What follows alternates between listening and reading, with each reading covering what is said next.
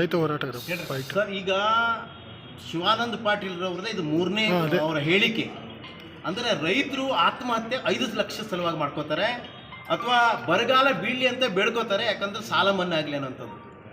So ನನಗನ್ನಿಸ್ತದೆ Shivananda Patil ವೈಯಕ್ತಿಕ ಹೇಳಿಕೆಗಿಂತ ಹೆಚ್ಚಾಗಿದ್ದು ಅವರು ಸರ್ಕಾರದ ಪ್ರತಿನಿಧಿ ಆಗಿರೋದ್ರಿಂದ ಸರ್ಕಾರದ ನಿಲುವನ್ನು ರೈತರ ಬಗ್ಗೆ ಅವರು ಸ್ಪಷ್ಟೀಕರಣ ಮಾಡಿದ್ದಾರೆ ಅಂತ ಅನ್ನಿಸ್ತಾ ಇದೆ.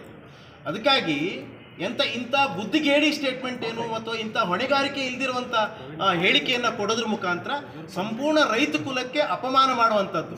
ಈಗಾಗಲೇ ಮೊನ್ನೆ ಶಿವಾನಂದ ಪಾಟೀಲ್ರವರು ಬಂದ ತಕ್ಷಣ MK ಹುಬ್ಳಿ ಶುಗರ್ ಮಿಲ್ಲಲ್ಲಿ 7 ರಿಕವರಿ ಆಗ್ತದೆ. ಆ ನಂತರ ಎಲ್ಲ ನಮ್ಮ ಅಧ್ಯಕ್ಷರು ಚುನ್ನಪ್ಪ ಪೂಜಾರಿ ಅವರು ಇಡೀ ರಾಜ್ಯದ ಕೆಲವೊಂದು ಈ ಉತ್ತರ ಕರ್ನಾಟಕದ ಭಾಗದ ಕಾರ್ಖಾನೆಯಲ್ಲಿ ಕಾಟ ಹೊಡೆಯೋದು 1-1.5 ಟನ್ ಕಾಟ ಹೊಡೆಯುವಂಥ ವ್ಯವಸ್ಥೆಯನ್ನು DC ಅವರಿಗೆ ಮಾನ್ಯ ಜಿಲ್ಲಾಧಿಕಾರಿಗಳಿಗೆ ಮಾಹಿತಿಯನ್ನು ಕೊಟ್ಟಾಗಿಯೂ ಏನು ವಿತ್ ಪ್ರೂಫ್ ಮಾಹಿತಿಯನ್ನು ಕೊಟ್ಟಾಗಿಯೂ ಅದರ ಬಗ್ಗೆ ಆಕ್ಷನ್ ತೆಗೆದುಕೊಂಡಿಲ್ಲ.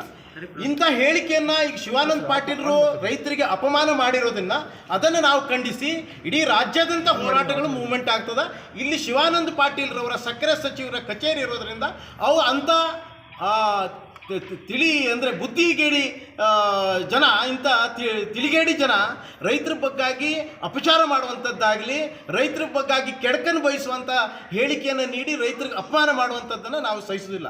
ಅದಕ್ಕಾಗಿ ಆ ಪುಣ್ಯಾತ್ಮ ಕಚೇರಿ ಇಲ್ಲಿ ಬೇಡ ಅನ್ನುವಂಥದ್ದು ನಾವು ಎಲ್ಲ ಆಗ್ರಹ ಮಾಡ್ತಿದ್ದೇವೆ. ಮುಂದಿನ ತೀರ್ಮಾನಗಳಲ್ಲೂ ಅವರು ಈ ಭಾಗಕ್ಕೆ ಬರುವಂಥದ್ದು ಅವಶ್ಯಕತೆ ಇಲ್ಲ. ರೈತರನ್ನು ಕೆಟ್ಟದಾಗಿ ನೋಡುವಂಥದ್ದು ಸರ್ಕಾರ ಅಂದರೆ ಅವ್ರ ಮುಖೇನ ಸರ್ಕಾರ ನೋಡಿದೆ ಅಂತ ಅನಿಸ್ತದೆ.